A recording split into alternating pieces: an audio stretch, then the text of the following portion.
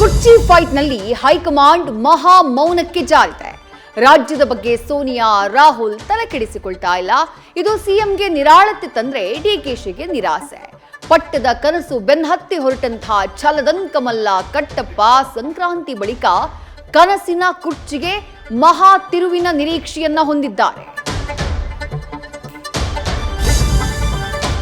2 ರಾಜ್ಯಗಳು 2 ಸರ್ಕಾರಗಳು, ಇದು ಆಜನ್ಮ ಸೈದ್ಧಾಂತಿಕ ಯುದ್ಧ. Kogilu layout demolition politics fight ತೀವ್ರ ಸ್ವರೂಪಕ್ಕೆ ಪಡೆದಿದೆ. ಸಚಿವ ಜಮೀರ್ ನಾಳೆ ಶುಭ ಸುದ್ದಿಯ ಭರವಸೆಯನ್ನ ಹುಟ್ಟಿಸಿದ್ದಾರೆ. ವೇಣುಗೋಪಾಲ್ ಹಸ್ತಕ್ಷೇಪ ಅಶ್ವಥ್ ಡಿಕೆಶಿಯನ್ನ ಟಾಕ್ ಫೈಟ್ಗೆ ತಂದು ನಿಲ್ಲಿಸಿದೆ.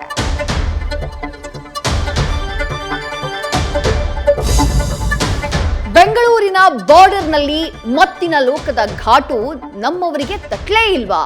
ತಟ್ಟಿದ್ರು ಕಣ್ಣು ಮೂಗಿಗೆ ತುಪ್ಪ ಸವರಿತ. ಕಾರಣ ಇಷ್ಟೇ, ಮಹಾರಾಷ್ಟ್ರ ANTF 3 ಕಡೆ ಡ್ರಗ್ಸ್ ಫ್ಯಾಕ್ಟರಿಯನ್ನ ಸೀಸ್ ಮಾಡಿದೆ.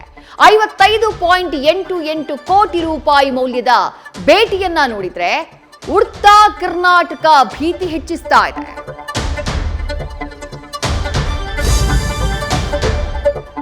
ಬೀದರ್, ವಿಜಯಪುರ, ಬೆಂಗಳೂರು ಬಳಿಕ ಮೈಸೂರಿನ ಹುಣಸೂರಿನಲ್ಲಿ ಗನ್ ಸದ್ದು ಮಾಡಿದೆ. ಬೈಕ್ನಲ್ಲಿ ಬಂದಂತಹ ದರೋಡೆಯ ಗ್ಯಾಂಗ್ ಫೈರಿಂಗ್ ಮಾಡಿ 4ರಿಂದ 5 ಕೋಟಿ ಮೌಲ್ಯದ ಚಿನ್ನ ವಜ್ರಾಭರಣಕ್ಕೆ ಕನ್ನ ಹಾಕಿದೆ. ಚಿನ್ನದ ಅಂಗಡಿಯ ಮ್ಯಾನೇಜರ್ ಪ್ರಾಣಾಪಾಯದಿಂದ ಪಾರಾಗಿದ್ದು ಇಡೀ ಜಿಲ್ಲೆ ಬೆಚ್ಚಿ ಬಿದ್ದಿದೆ.